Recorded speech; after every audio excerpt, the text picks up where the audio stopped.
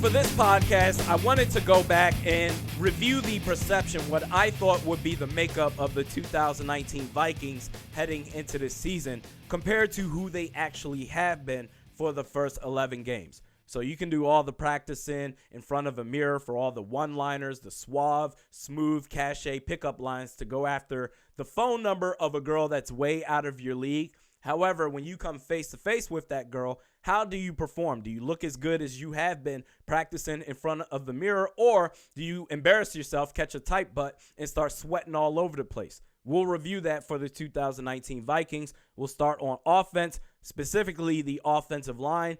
I thought coming into this season with the addition of Gary Kubiak as the assistant head coach with his zone blocking scheme, bringing in Garrett Bradbury, your first-round draft pick, also Drew Samia, also bringing in Josh Klein in free agency, who was still an unknown at the time, I still thought overall that the offensive line would be average. And surprisingly, they've been slightly above average in terms of they're damn near top third in the league in sacks allowed, also seventh in the league in quarterback hits allowed. Now, we're talking about the good side of the spectrum, the least amount of hits and sacks given up in those two categories. They're also doing a really good job blocking up front for our rushing attack, which right now is third in the league in terms of rushing yards per game. Now, part of it you can say is due to scheme with Gary Kubiak, the one-cut accelerate up the field zone blocking scheme that he does, which certainly can be true. And I'm going to give a lot of credit to Gary Kubiak, but you still need adequate talent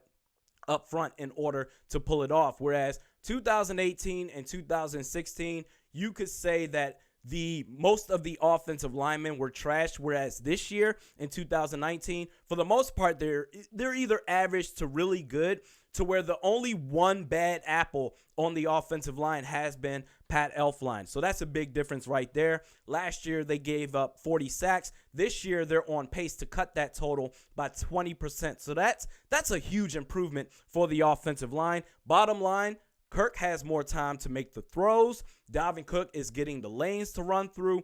Overall, the offensive line has been better than last year and much better than last year and better than what I expected them to be heading into this season. Now we get into the running backs.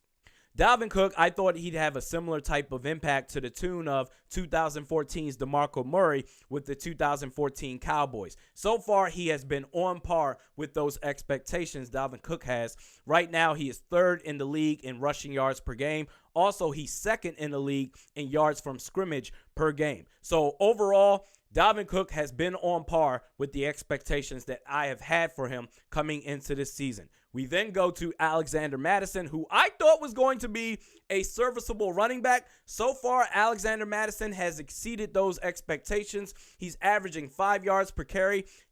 Alexander Mattison could be a starting running back, let's say for 10 to 12 teams in the NFL. He's been that damn good when coming in to replace Dalvin Cook for rest plays or change of pace running back, what have you. He's done a damn good job, Alexander Mattison has. Then we go to wide receivers. Coming into this season, I expected the production of Stephon Diggs and Adam Thielen to take a hit because we all knew that this would be a run-first offense. And I would say when you look at the first 11 games, it's been kind of a mixed bag because the first 4 games, they were so committed to the run that the passing game just didn't even exist. And once Adam Thielen and Stephon Diggs called out the offensive scheme, then Mike Zimmer allowed Kevin Stefanski and Gary Kubiak to do their thing. Once that happened, Adam Thielen and Stephon Diggs, they took off. Well, Stephon Diggs, it took another game or so for it to happen. But Adam Thielen and Stephon Diggs, they took off. Now, Adam Thielen's numbers will be a lot better, but he's been injured, so he's missed the last couple of handful of games. But Stephon Diggs has taken off since then. So I would say it's been a mixed bag just because of how they started the year. Then we move on to the tight ends. I expected the tight ends to be the premier pass-catching weapons for this Minnesota Vikings offense. 12 formation, 2 tight end set formations, Gary Kubiak, play action, hook up to Irv Smith Jr., Kyle Rudolph.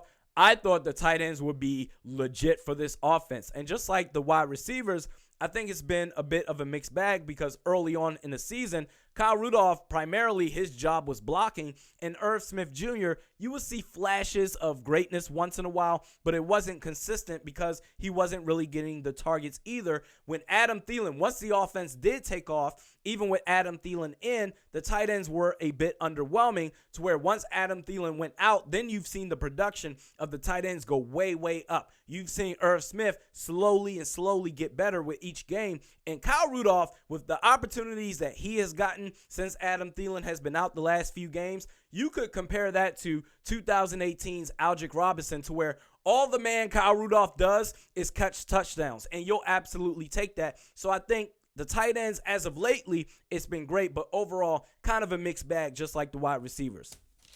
Then we get to the quarterback, Kirk Cousins. I expected Kirk Cousins to be good.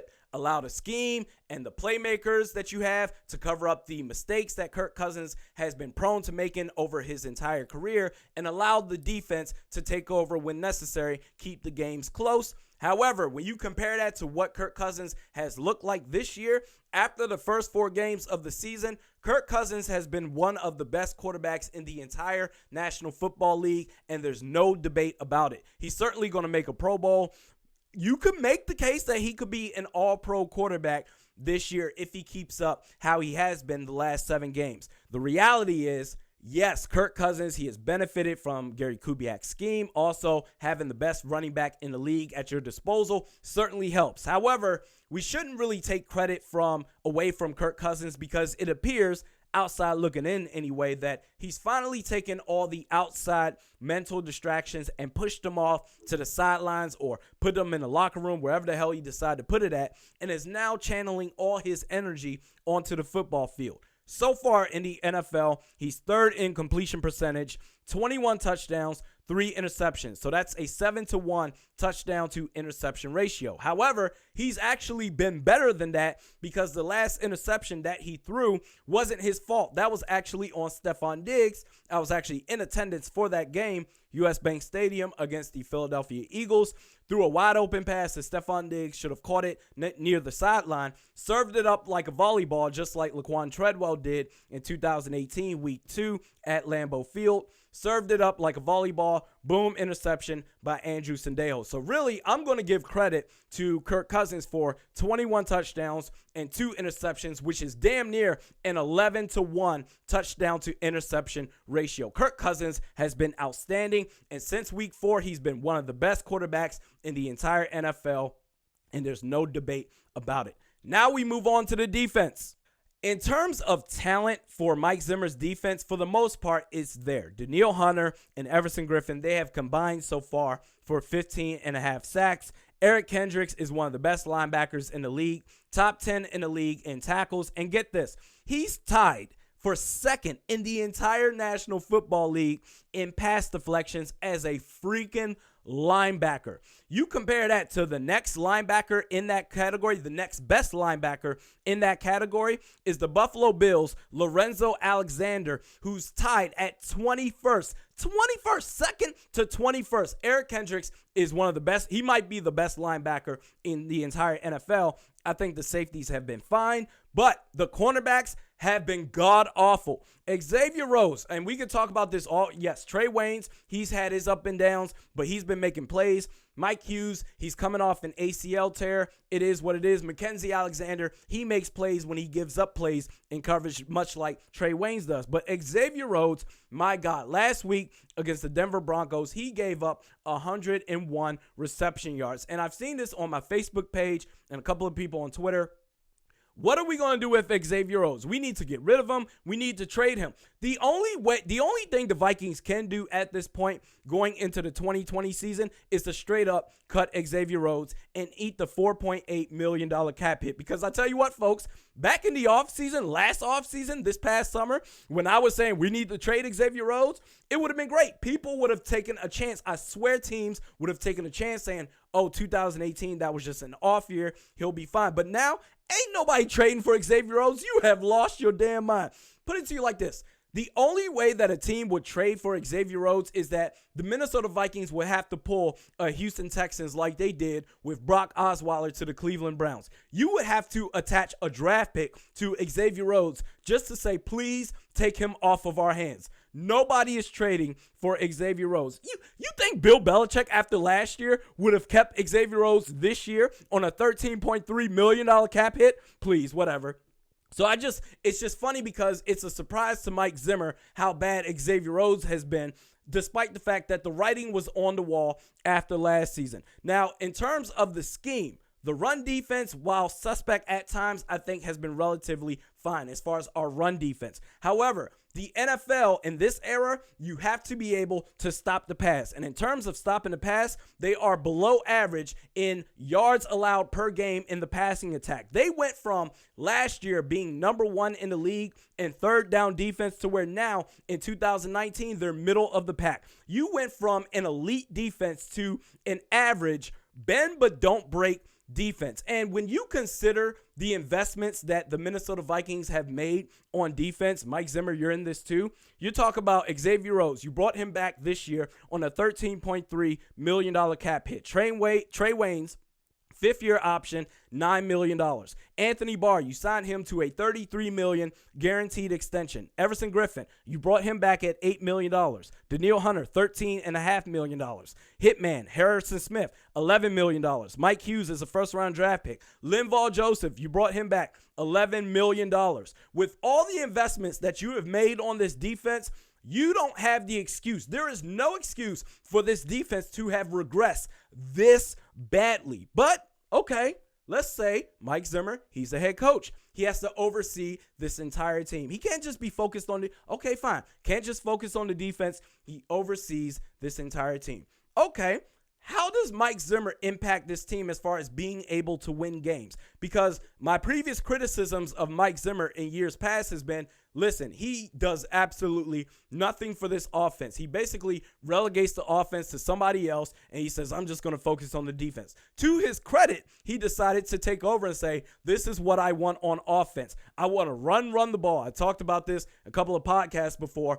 Run, Rudolph. Santa's going to make it to town running offense. And so far, or not even so far, through the first 4 games, it was absolute trash. And don't come at me and say, how dare you talk about Mike Zimmer's scheme was some trash. His own players came out and said that the offensive scheme of running the ball was absolute trash. Adam Thielen, what was it that you said after the Chicago Bears game in terms of just running the football and not doing anything with the passing game?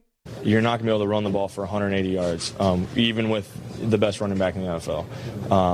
And that's when you have to be able to throw the ball. You have to be able to make plays. You have to be able to, hit the ball, the deep balls. You have to do that because otherwise it's too easy for teams to just tee up and rush the quarterback. So we have to be able to run the ball and pass the ball. In this league, you cannot be one-dimensional. It's just too easy to defend. So to be clear, Adam Thielen came out and said that the offensive scheme was some trash. Stephon Diggs skipped practice and wanted to get traded because the offensive scheme was some trash. Then you look at the fact that the defense has regressed. He's been terrible at challenges, timeouts, game management his entire career. So I ask you guys, for all the Mike Zimmer fans out there that swear up and down that I just hate this dude, you're 8-3. Congratulations. And I love it. I'm a Minnesota Vikings fan. I love this team. I love the fact that they're 8-3. But realistically, what has Mike Zimmer done to contribute to this 8-3 record that the Minnesota Vikings have? A good comparison, Mike Zimmer is the equivalent of the student in a school group project where everyone else does the work and they put together a script or cue cards for Mike Zimmer to recite in front of the classroom to give the presentation, so he takes all the credit. That's the equivalent of Mike Zimmer as head coach right here. The offense is carrying the defense. Kevin Stefanski and Gary Kubiak is carrying this entire team in order to win. You go back to the Dallas Cowboys, came down to a nail biter. Last week against the Denver Broncos, came down to a nail biter against a backup quarterback. You've been winning games, but come on, what has Mike Zimmer done to really contribute and say, oh man, let's put it this way. Going into next season, if it comes down to, now Gary Kubiak, he was quoted as saying, I don't have the itch to be a head coach again. I'm good right here. So if he's fine to stay here for the long haul, I'm good with it. Or if he decides to leave and go somewhere else, if you can bring back Pat Shurmur, I'm good with that. However, if none of those two options are available and it comes down to Kevin Stefanski next year or Mike Zimmer, you bet your ass I'm going with Kevin Stefanski. So, but overall, this team, I thought they were going to be a game-managing type of offense where you run the ball and you just do play action, don't screw up with Kirk Cousins, and the defense will be elite. So far, the offense has been one of the best in the NFL, and the defense has been middle of the road in the entire National Football League. So that's my thoughts. Let me know your guys' thoughts in the comments below of this video. We do this normally 3 times a week, but this week with the bye week, I'm like, I'll just do it twice. However, next week we'll do it 3 times a week. Mediocre Best Sports Podcast with Realistic Randy. Check me out on Twitter at realistic_Randy, Facebook at realistic Randy. The next podcast will be on Monday. We'll see you then.